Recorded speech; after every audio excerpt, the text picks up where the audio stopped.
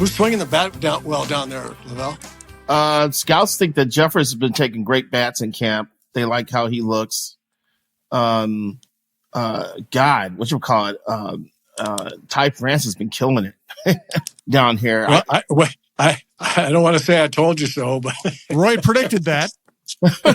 Roy absolutely predicted that. And by the way, we did kind of what you might call a soft start to the show. You got to hear Roy and LaVelle just kicking ideas around as we got going here. This is chin music. You'll hear more of that and even more polished stuff here. This is our baseball show at talknorth.com. Coming to you from the Aquarius Home Services Studios. Scott for Aquarius Home Services, your independent authorized Kinetico dealer, bringing some spring magic to your water. Need a clear fix for your cloudy water? Ready to ditch dry, itchy skin, ugly rust stains, and spotty dishes that look like they lost a snowball fight? Schedule your free water analysis at AquariusHomeservices.com to learn how you can enjoy worry-free water and save up to 25% on a Kinetico whole home system. Aquarius, earning the right to be recommended. We're presented to you by Giggly THC Beverages and OnX Hunt. Thanks to all of our sponsors, all of our listeners. Best way to listen to this show or any show you like at talknorth.com. Please subscribe to your favorite podcast app. It's free. It's easy. Yes, Roy did predict that Ty France would have a big spring training. It's one of the many reasons spring training can fool you, because some guys come to camp at their absolute best, at their peak, ready to compete on the first day of live pitching. And a lot of other guys are out there doing the old Michael Kadire, which is, I'll wait till the last couple of weeks. I'll get a couple hits. I'll be ready. Yeah, that's why I'm not wound up over the fact I think Carlos Correa is like 1 for 20 down here or something like that. I was like, check back with me the last week of camp when they're playing to win and they're playing the peak right for opening day. So I try not to get too wound up about who's doing well or who's not doing not well. I know I told Roy before he came on that scouts are saying that Jeffers looks great at the plate, taking quality at bats. He doesn't have a lot of stats to show it, but apparently he's hitting the ball hard. And if you're squaring up balls and hitting them hard and using the whole field, then that's a good sign. So I don't get too caught up until like that last week of camp when I start focusing on what offense or an off player can do offensively. And Roy, you want to take a victory? I was trying to think. I was trying to think. I think I can remember in 13 springs. I think I can remember having 2 gangbuster offensive springs, and the rest of the time, I was kind of like Carlos Correa, 1 for 20 until maybe the last week and things started getting going. But I can remember, being hotter than blazes in the spring and coming out. And I remember one spring I was just killing it. I really felt good about where I was, and went. We opened in Seattle, and a place that I killed the ball, and I went 0 for 5 the opening day. I go, well, so much for that. And then things just kind of normalized throughout the course of the season. So it doesn't mean a lot. There are certain players I think that for example, I think Jeffers swinging the bat, having good at bats. I think that's a really good sign. I mean, there are certain players I think you want to say, okay, good. If he has it somewhat figured out headed into the season, that's going to be a good thing. And I still remember the conversation I had with Kadire during spring training. He was having a mediocre to poor statistical spring training. And I said, hey, do you even care about this stuff? He said, man, I can't hit a 95-mile-an-hour fastball without adrenaline. And I have no adrenaline in spring training. I know it doesn't count. They know it doesn't count. We're all going to forget all these numbers. It's like, how do I gear up to hit major league pitching when I don't care about it? Yeah, the other thing about that, the other thing I would just tell you from a hitter standpoint, and it's not just adrenaline, but you may decide at a given spring you needed to work on this mechanic or that mechanic, part of your swing, right? And if you're in the season, a guy's throwing 95, and you're looking for, you may cheat to the fastball, and you may, you're going to do something to try to help your club win in this particular at bat, in this particular game. In spring training, you're down there going, okay, I'm going to work on this, I'm going to work on that. And the next thing you know, you're 0-2 again, and you've got 10 straight 0-2s and, for outs. And it's a different kind of thing. No doubt about Rock Rue just talked about this during Twins Fest about at the end of spring training, he'd be pissed off every year because he wasn't hitting. He would not hit in spring training, but as soon as the games counted and the lights came on, he started raking. So he could never explain it. And maybe that's the adrenaline factor that Kadire alluded to. Yes, I just put Kadire and Rock Rue in the same hitting category and from that aspect. But Sir Rodney just talked about this just a little bit over a couple months ago. So it's interesting that it's not interesting. It's not surprising that there's a lot of hitters that have that type of attitude towards spring training success. Hey, we're going to talk about the Twins lineup, kick around some ideas. It's really interesting. They have Wallner seeming to line up as their opening day leadoff hitter, if they have a right-handed pitcher. Let's also talk about this lineup. We're going to have our first Talk North Sports Report live. It's going to be 7 p.m. Wednesday, March 26th at Parlay Kitchen and Bar, downtown Minneapolis. That's the Union Rooftop Building. They've renovated the downstairs, make it a really high-class, cool sports bar with great food. It's going to be Mark Rosen, LaVelle E. Neal III, John Krasinski, Michael Russo, and myself. This is going to be our first one. We're going to start doing periodically. Come on out. It's going to be a blast. It starts at 7. We're going to have some giveaways, and we'll be telling you more about it as the date approaches. Also want to thank Giggly THC Beverages. Raspberry, interesting flavors. They didn't just try to replicate your favorite cocktail. They actually went kind of innovative on this. Blueberry lemonade, raspberry ginger mule, pineapple mojito, blood orange margarita, and then lime seltzers. Those are the ones I've tried so far. My wife has actually tried all the teas, the infused teas. She loves them. No aftertaste. It tastes great.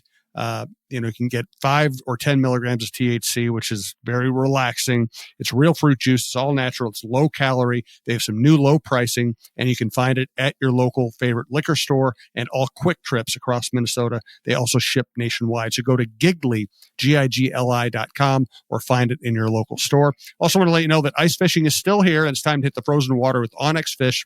The Fish app is the most comprehensive fishing tool for increasing your confidence on ice. Use Onyx Fish to find new places to fish and sort lakes by species, abundance, trophy, and keeper potentials.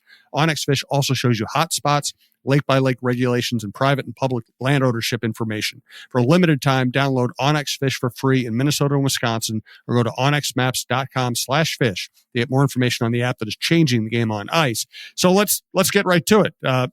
Rocco seems to like Wallner as his leadoff hitter. Roy, what do you think of that? I'm okay with that.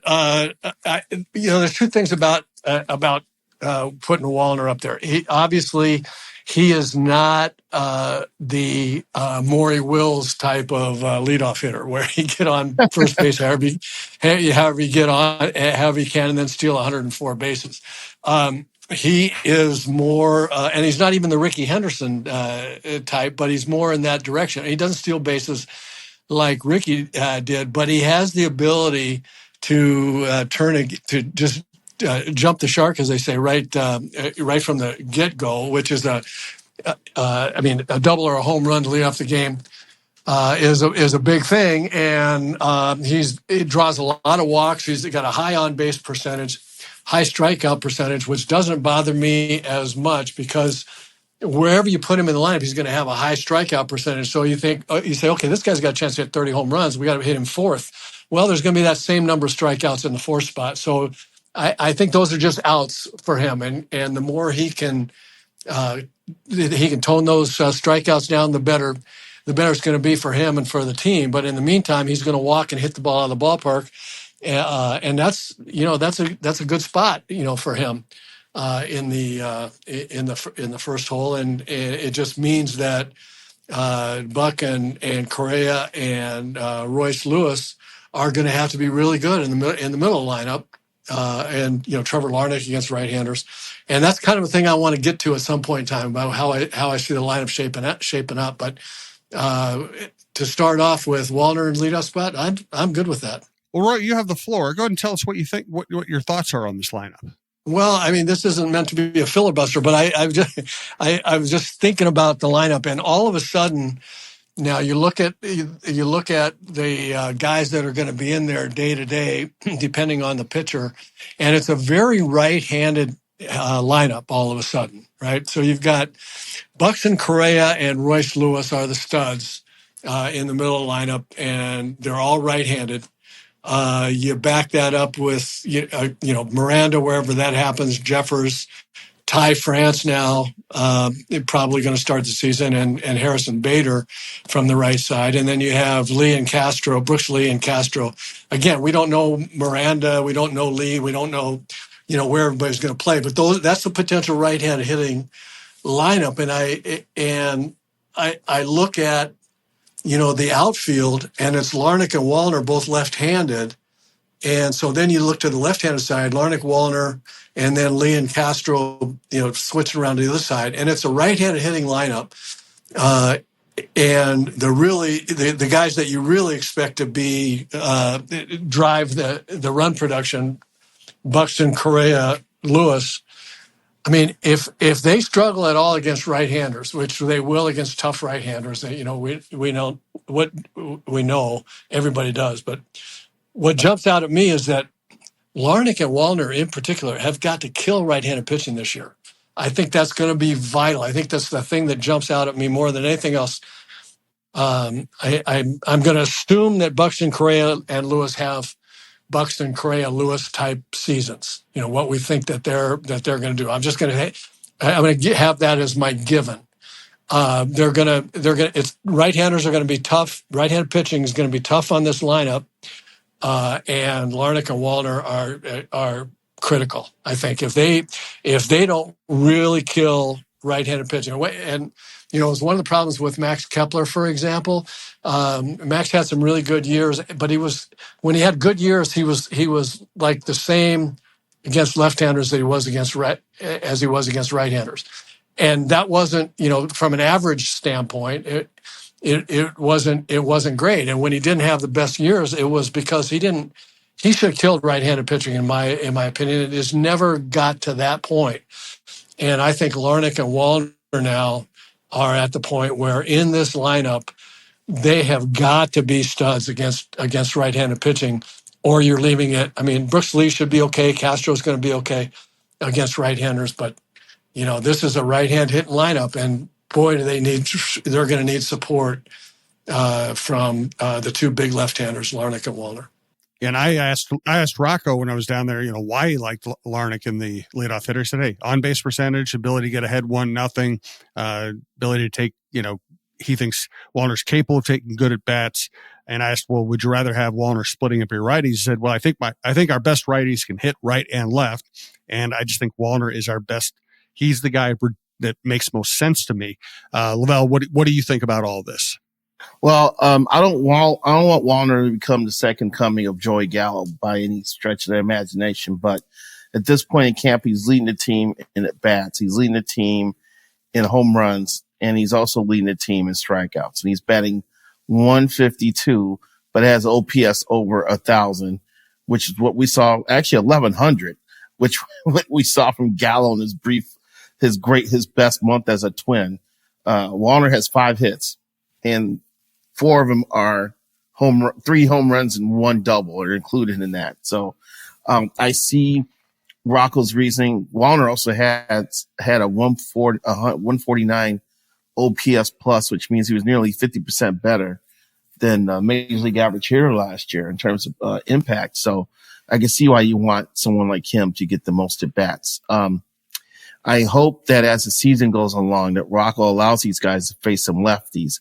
I just don't like the fact that if you start these guys off in the lineup, all of a sudden a lefty comes in and here comes Harrison Bader off the bench, playing, Manuel Margot, the 2025 version. So, I wrote about this a couple of days ago. I think this lineup is going to hit. Despite all the stuff that went on last year with the late season nosedive, and injuries and other issues, and Rocco, going to the bench in the 3rd or 4th inning once the lineup a different handed pitcher came in. Despite all of that, the Twins are still 10th in runs scored. which I thought was an achievement. So a little better health and people learning from going through it a little bit more, and another year of experience for Wallner, Larnach, and Miranda. And I think I like 8 hitters in this lineup. I think it's a lineup worth watching, and I think they're going to do some damage. So I agree, Aurora, in that part.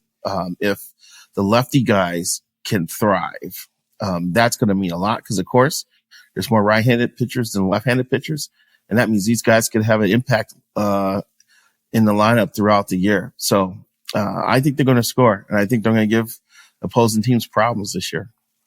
I'm just gonna tell you, there's gonna be, Buxton, Correa, Lewis can have extended streaks where they see tough right-handed pitching and they don't, they're not producing, what their season average will end up being, and the left-handers are going to have to carry it. They just are. I mean, I can see it coming, and Larnach and Wallner are going to have to get big hits against tough right-handed pitching, and by the same. The reverse logic is that all these right-handed hitters, they haven't been statistically phenomenal against left-handed pitching. You'd think they would be, but Royce Lewis has been, Buck not so much, Correa about average. So these right-handed hitters have to hit. They struggle against left-handers, as you know, LaVelle. I mean, they kept running, Margot out there, and he couldn't get a pinch hit. But when he led off against left-hander, he hit pretty well. Yeah. The right-handers are going to have to hit. It's going to be a platoon system in that whoever's hitting opposite the pitcher's hand has got to produce big time in this lineup. Again, it's the holdover. We don't have a Nelson Cruz anymore. It's a full lineup, and I agree with you. There's a chance that this lineup can be really, really good offensively, but it's going to be very, very streaky if the left-handers don't really hurt right-hand pitching and the right-handers don't really hurt left-handed pitching. Yep, well said. All right, let's get to Julien, what LaVelle has seen in camp, maybe some talk about some young players. First, we want you to hear more from our colleague at TalkNorth.com, Michael Russo, on Clamshell Beach Resorts. Hey, have you been dreaming of a lake cabin lifestyle with boating, fishing, and family fun in northern Minnesota?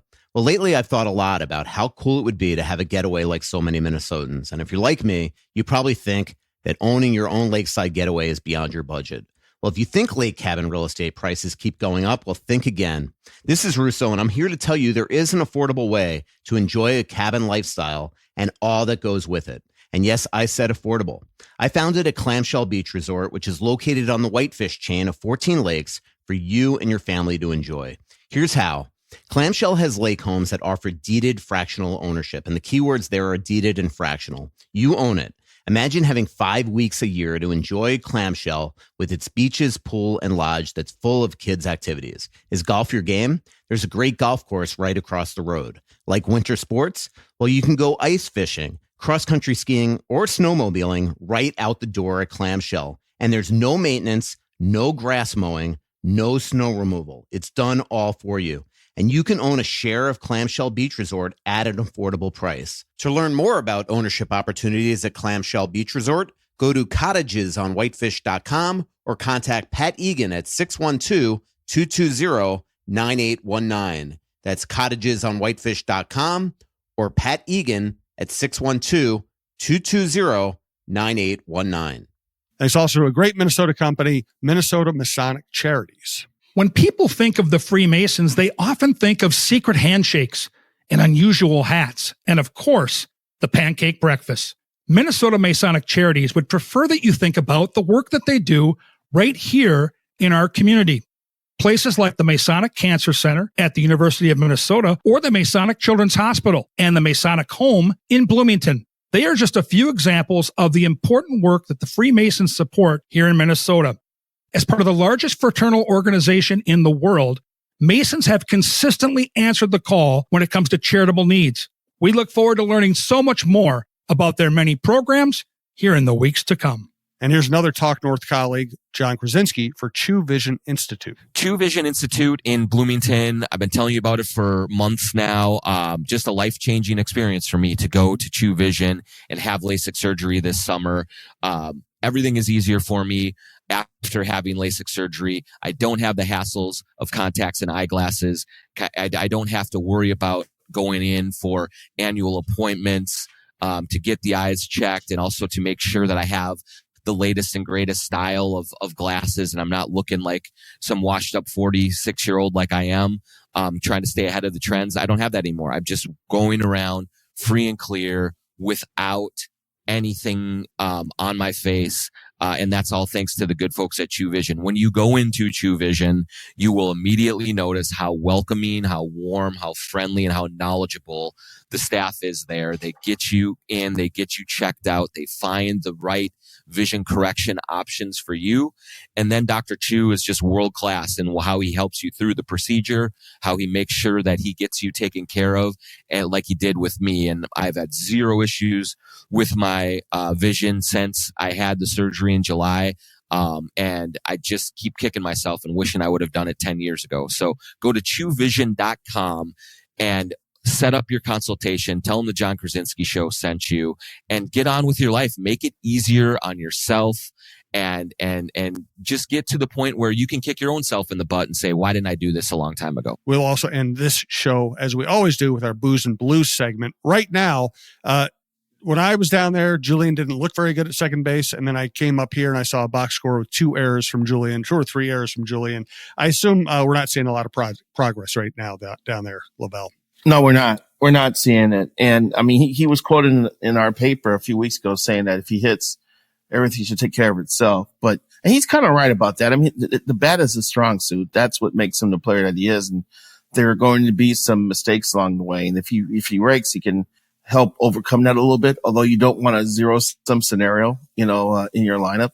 But he's not hitting that much. And well, he's hitting a little bit. I take that back. He is hitting a little bit, but the errors are just glaring. A few days ago, he was playing first base, and he botched a ground ball, and then he fielded a ground ball and had a chance to turn a double play, but he didn't give himself a throwing lane and hit the base runner in the back of the helmet with his throw. And then I was told he could have been charged a third error because Brooks Lee threw a ball that was low, but it hit Julien's glove and fell to the ground, but they decided to give Lee an error in which Julien could have had a third error assigned to him in that situation. So I just think when you have Willie Castro around, who, he's going to move around, but it looks like second base is his best chance to play, 3 times, 4 times a week.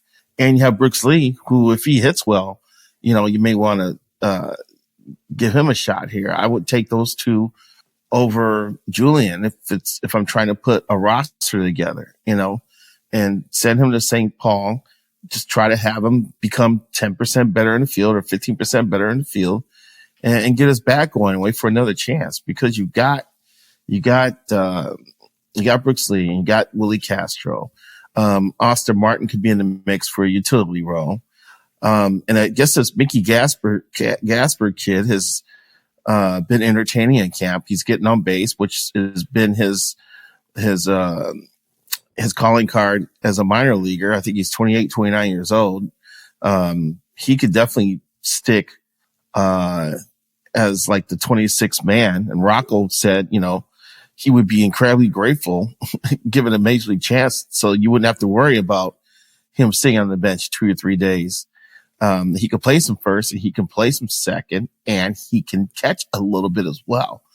So, that was a topic of conversation with Rocco a few days ago, how impressed he was with Gasper and how he could be utilized if he made the roster. And you just look at all those other options floating around in terms of how to fill out this, the position player side of the roster. I just don't see Julien, having a shot this year, barring late injuries. Your thoughts, Roy? Well, I think it was last week or maybe the show before, where I said what I said, and LaVelle just kind of alluded to it. there. What does Julien have to do, in my opinion? Go down to AAA and remake himself. He's got to become he's got to fix the bat. And again, we just talk about guys don't worry if they're not hitting in spring training. I don't really get overly impressed if guys are hitting in spring training by the same token. And I don't think I think his swing plane needs to be fixed, and I think his defense needs to improve a lot. And you're not going to do that in the big leagues. They've got plenty of options at second base. They've got options at first base. I wouldn't give up on Julien, but he's got to have some really good hitting and defensive instruction in AAA and try to remake himself into someone that can handle the job at the big, both offensively and defensively at the big league level. Yeah, I'm disappointed he didn't come to camp ready to play better defense this year. That's a bad thing for me. Roy, give us Wallner. We kind of know who he is. I really like him. I think he's going to be a very productive player. But Larnach is, to me, a big question mark, in part because of what you said, Roy. Here's a guy who is going to, when he plays, is going to be asked to bat somewhere near the middle of the lineup. He's probably going to have people on base. What is your level of optimism about Larnach being a very productive, important player for this team this year? I'm cautiously optimistic about him kind of taking the next step. What we saw from him last year was some inconsistency, but he was hugely consistent at when he made contact, it was a rocket. I mean, he hit the ball as hard as anybody, seemingly in the league last year when he made contact. And, he was hitting the ball 105 miles an hour, 100 to 105 minimum, at least once and most times twice a game, whether they ended up as hits or not. He hit in some tough luck relative to the scorching contact that he made. So I'm cautiously optimistic. I'm with LaVelle. I'd love to see these guys become everyday players where they can hit left-handed pitching, and maybe they'll get a chance to do that. Wallner and Larnach in particular. Maybe if all these right-handers I mentioned are killing left-handers, they can give Larnach a little time and Wallner a little time to, see if they can take a good approach against left-handed pitching. But the key is still, I mean, you're not going to get me off of my firm belief that they first have to kill right-handed pitching. That's just what they're there for. They have to do that.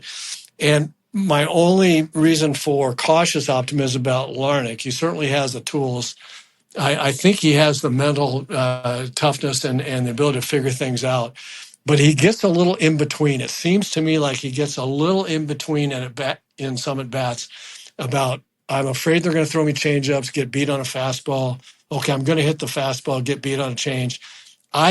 Believe me, I understand that very well personally, but you have to figure that out. You have to figure out how and when to cheat on the fastball, which he's really good at, and drive that. And then when you don't know what's coming, okay, what's your approach going to be so that you can hit any cookie in the middle of the plate, whether it's fastball, breaking ball, or changeup. If it's in the middle, then then you got to hit it. I mean, it's one thing to be looking for that fastball and get beat on a knee-high changeup on the outside corner. Right? I mean, that happens to Rod Carew, but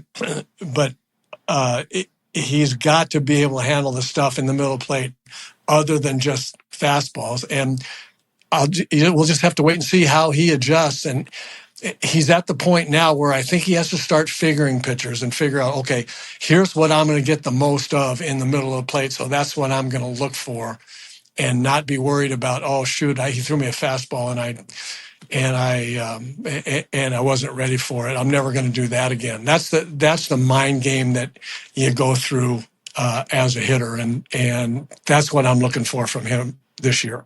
And LaVelle, do you think the Twins view Larnach as a big part of the future, or just a guy they need to get a good season out of this year? I think it's a little bit toward a guy they need to get a good season out of. But you just don't know what the future holds either. I mean, You know who's down in the minors. You know Walker Jenkins is sitting at Double-A, and you know that Emil Rodriguez, who just got healthy because he had a twisted ankle, and he just started taking a batting practice. It's going to be at St. Paul this year too, and those are two of the higher ranked prospects. Although Larnach wasn't a shabby, prospect in terms of rankings when he was coming up through the system either. But you know who's coming up, so Larnach has a chance to solidify himself this year with a strong year, and it's been incremental progress with him through the years. It's been interesting to watch how he's matured since then. He joined the Twins as a very stoic, kind of quiet, expressionless fellow, but now you see more personality out of him, and it seems like it's helped him last year. I think last year helped his confidence a little bit. So I'm curious to see how he takes off. And yeah, you always look down the pike and see who's coming up, but Larnach also proved that he belongs as well. So I think it's more toward the middle here. But I love having Roy on these podcasts because he can say stuff that we don't have to go to StatCast to look up. Because if you look at StatCast, Larnach's exit velocity is like one of the best in the Twins, is one of the better ones in the majors. And Roy just says he hits rockets, and Roy's right. He's right. That is Larnach when he squares up balls. And if you have someone in the lineup who can do that, he's in the position where he can do some damage and meet Roy's requirements of the left-handed hitters mashing on right-handed pitching this year. So, yeah, but I think we tend to get fired up about people we haven't seen play and people who are in the minors. And of course, Walker Jenkins may be the number one prospect in baseball sometime during the season. And Emil's no slouch either. But Larnach is the present, and he has a chance to make it tough for them to break through with a strong season. Yeah, here's the thing that occurs to me too while we're talking about this, guys. Larnach is in the same kind of positions. We look down the road at what's coming and what do they need from him this year, and all the questions that LaVelle was just answering. It really is going to come down to he's in the same position as Julien, only in a much better spot because he has swung the bat better, and I think his defense in the outfield is superior to Julien's defense in the infield. But it's going to come down as we go through the next 2-3 years. I think it's probably going to come down to which outfielder plays the best defense, quite frankly, because unless Larnach, it absolutely kills right-handed pitching. He's in the same boat where with Julien in a as I said, in a better position. He's got to kill right-handed pitching, and then he plays okay defense. It's not terrible, but his staying power and his opportunity to hit against left-handed pitching is all going to depend on how strong he is against right-handed pitching. And if there's guys that are coming up, Walker Jenkins obviously comes to mind, but if there's guys coming up that play phenomenal defense in the outfield, and then in Jenkins' case, he's a switch hitter, I believe. That's going to be tough on a guy like Larnach. When the defense is that superior, it's really hard for a manager, and the guy can hit a little bit. Really hard for a manager not to go that route. And in the final analysis, if you're playing every day, it generally has to do with how well you play defense. And so I think that's going to be not this year so much necessarily, but unless Jenkins and Emil, are just killing it, and Larnach's not, or Wallner's not. But generally speaking, defense over the course of time is going to be the differentiator. It's why Max Kepler played against left-handers all that time. Who else are they going to run out there? What right-hand hitter are they going to run out there? True. That the combination of right field defense and the ability to hit left-handers is going to be better than the combination for Kep.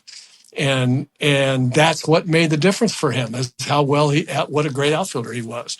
So anyway, just another thought. Well, the thing about Larnach too, I'll add this right quick, is that you look at the defensive metrics, he was slightly above average last year.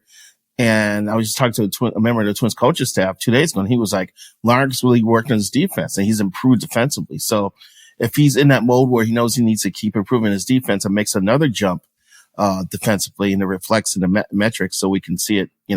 See tangible proof. No of question. That. That's going to help. No question, LaVelle. If that's true, and he jumps up that much defensively, that's going to be huge for him and for the Twins. Good stuff. I didn't expect us to talk about Trevor Larnach that long, but he's a really key piece, and I love that we brought the defense into it too. So well done. Let's wrap up this show. Next week I want to talk about Zebby Matthews' tick up in velocity. We'll get an ownership update. We'll continue to talk about spring developments and what the season looks like. For today, let's wrap up this show, our Booze and Blues segment. I'll start with a very brief one. In my deep dives looking at old music, I came across Tom Jones doing the Prince song Kiss. So then I looked at the video of Prince doing Kiss.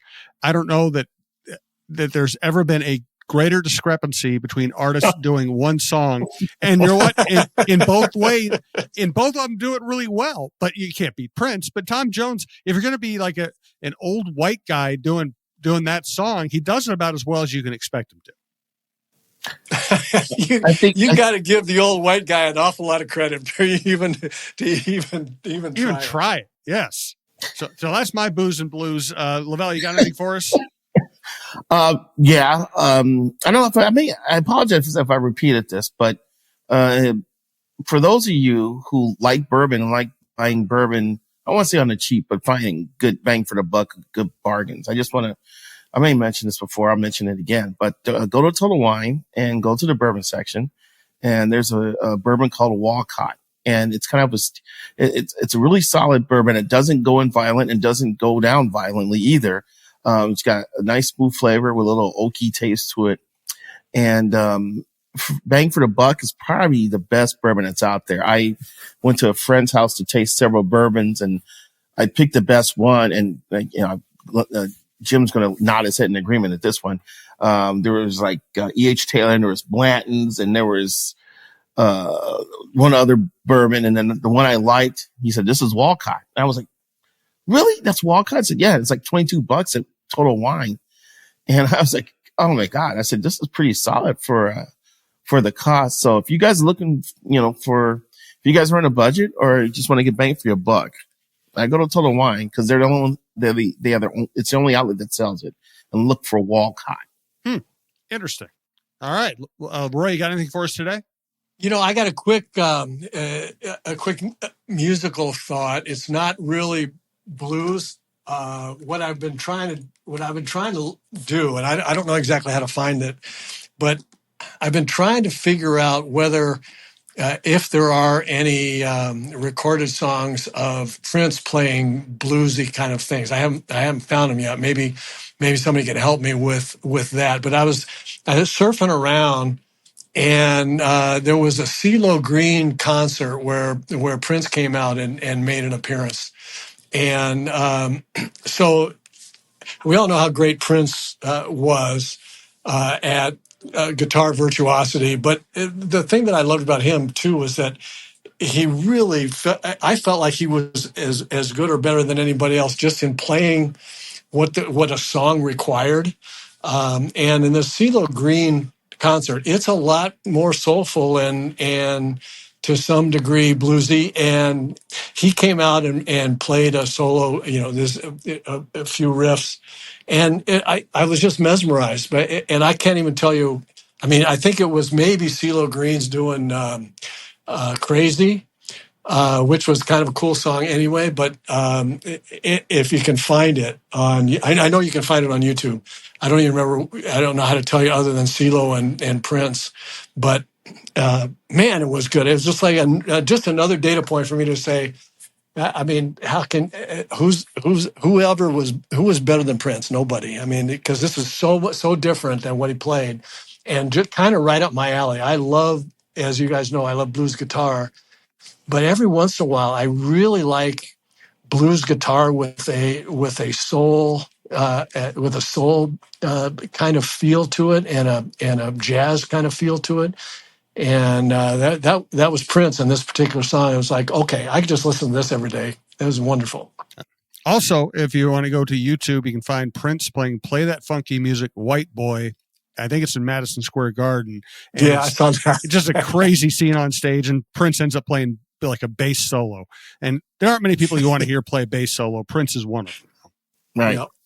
All right, good stuff, gentlemen. That was fun. We'll catch up again next week.